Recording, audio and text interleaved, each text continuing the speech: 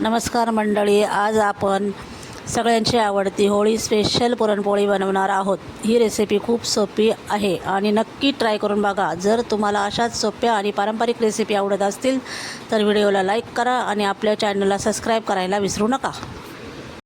सर्वप्रथम 3 कप चणा डाळ एका भांड्यात ओतून घ्या।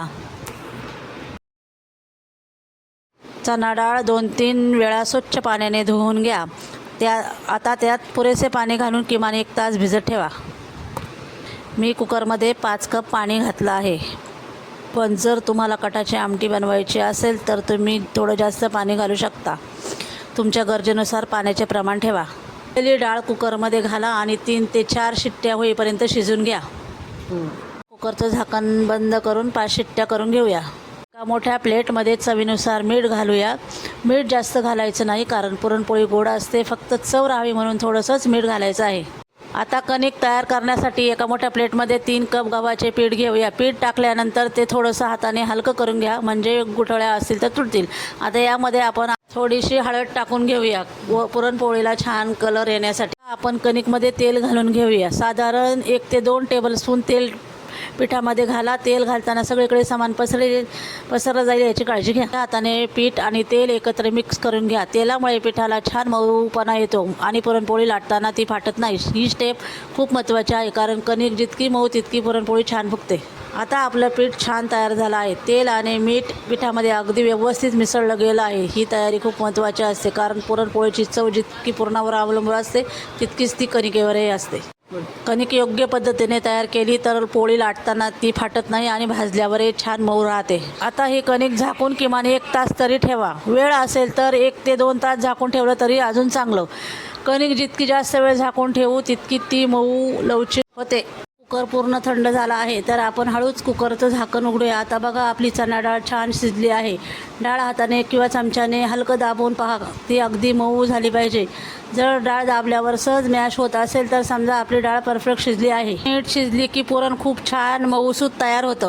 डाळ आपण चाळणीत ओतून घेऊया। आता डाळ चाळणीत ओतल्यानंतर त्यातील पाणी पूर्णपणे गाळून घ्यायचं आहे। पाणी राहिलं तर पुरण पातळ होऊ शकतं, म्हणून पाणी नीट गाळून महत्त्वाचं आहे।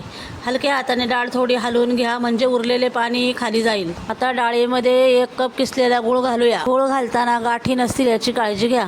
आता गोडवा थोडा वाढवण्यासाठी आपण 1 कप साखर घातली आहे। साखर घातल्यामुळे पुरणाला छान रंग आणि चव येते। आपल्या पुरणाला छान सुगंध आणि चव यावी म्हणून आपण वेलची घालूया। साधारण गोड असलं तरी थोडंसं मीठ घालूया। मीठ घातल्यामुळे पुरणाला छान टेस्ट येते। आता आपण गूळ, साखर आणि वेलची पूड घातली आहे। आता हे सगळं मिश्रण एकजीव होईपर्यंत हलवत राहूया। गॅस मध्यम आचेवर ठेवा आणि सतत ढवळत राहा। गूळ आणि साखर दोन्ही पूर्णपणे वितळले पाहिजे आणि डाळीत नीट मिसळले पाहिजे। सुरुवातीला मिश्रण थोडंसं पातळ वाटेल, पण हळूहळू ते घट्ट व्हायला लागेल। चमच्याकडे फिरवत राहा आणि तळाला लागू देऊ नका। आता आपलं पुरण छान शिजलं आहे। गॅस बंद करून 2 मिनिटं तसेच ठेवा, म्हणजे थोडी वाफ कमी होईल। आता एका मोठ्या भांड्यावर चाळण ठेवा। चाळण स्वच्छ आणि कोरडी असावी। आता हे गरमागरम पुरण सावकाश चाळणीत ओता, घाई करू नका, हळू ओता, म्हणजे सगळं व्यवस्थित बसेल। आता चमच्याने किंवा डाव्या हाताने पुरण चाळणीत दाबून घ्या। यामुळे पुरण अजून गुळगुळीत होईल आणि जर काही जाडसर कण असतील तर ते बाजूला राहतील। ही स्टेप केल्यामुळे पुरण अगदी मऊ आणि एकसारखं तयार होतं। नंतर पोळी लाटताना पुरण छान पसरट आणि गाठी राहत नाहीत। हलक्या हाताने सगळं पुरण चाळणीतून खाली भांड्यात उतरून घ्या। आता आपलं पुरण एकदम गुळगुळीत, मऊ आणि पोळी भरण्यासाठी तयार झालं आहे।